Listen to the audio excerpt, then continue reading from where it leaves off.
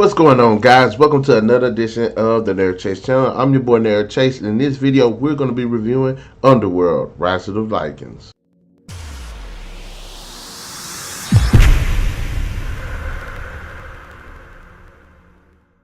Now, Rise of the Lycans is the third installment in the Underworld franchise, and it is set as a prequel detailing the origins and events that lead up to the whole Vampire-Lycan war. The film was directed by Patrick Tatopoulos. Hopefully I said that right. I have to say, guys, I was really interested to see this movie. How would they spin this whole origin of this war between vampires and Lycans? And would they delve a little bit more into the actual origins of both the species?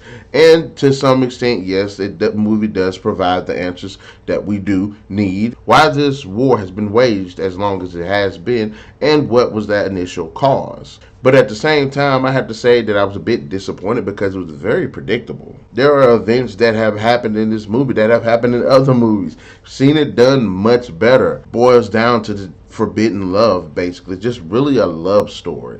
And I do appreciate that because I did like the two main characters. I thought they were cool. No, they're not Celine and Michael. They're actually likable, actually. I was actually rooting for them. Now, the main story follows Sonja, and we have Lucian. Sonja is Victor's daughter. She's a badass death dealer. I can understand a lot of people want to compare her to Celine, but again, guys, she's not Celine. She's Sonja. Come on now.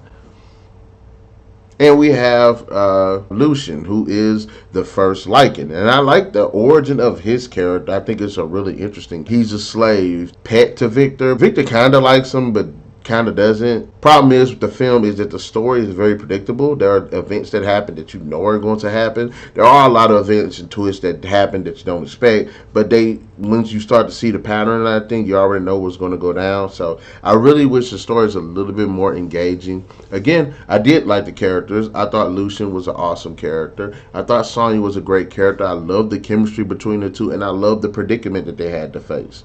Victor is a complete dick. If you did not like his character in the first film because he was just a hard ass, he's even worse in this movie. This guy's an asshole. Now, in this film, it is established he does kind of have his reasons, and you kind of understand where he comes from. But at the same time, the things that he does in the film, that basically is his fault that the war started.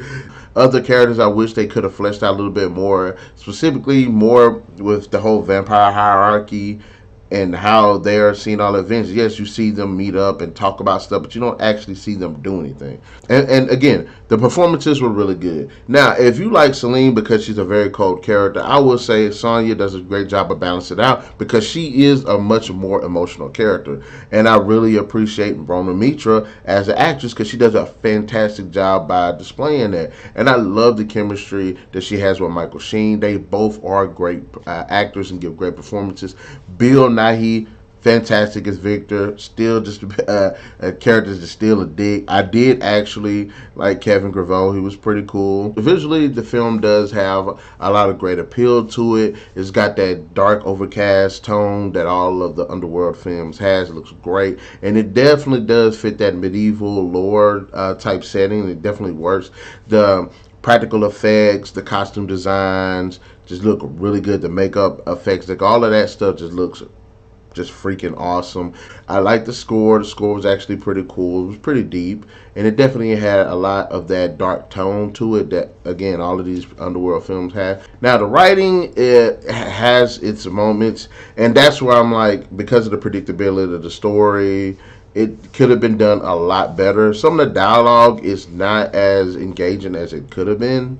Like characters like Victor, what does Victor do? What does he think about? Things like that they don't really talk about. Usually you just see Victor either harassing Lucian, getting on Sonja's nerves, or sitting on a throne looking badass.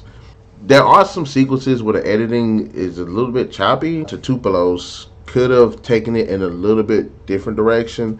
I like the werewolves aspect too, about how they're the actual children of William and how they can't transform back and they're wild and stuff like that. There are a lot of visual effects in this movie, like they are just shit. There is no excuse for how bad some of the visuals look, to the point they're almost cartoonish. Have more emphasis on the vampire hierarchy, how they interact with people, how they interact with each other, power struggles, as well as you know, the interactions with other humans and how the slaves fit into all of this. Yes, I will admit it does have good performances. It does have interesting characters. It looks great. It sounds great. And the setup is actually awesome, but the writing could have been done better.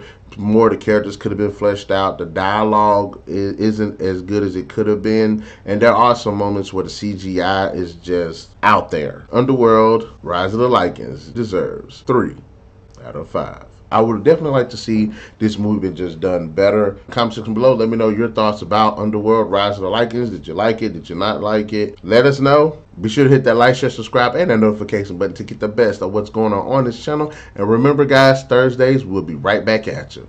Catch you later.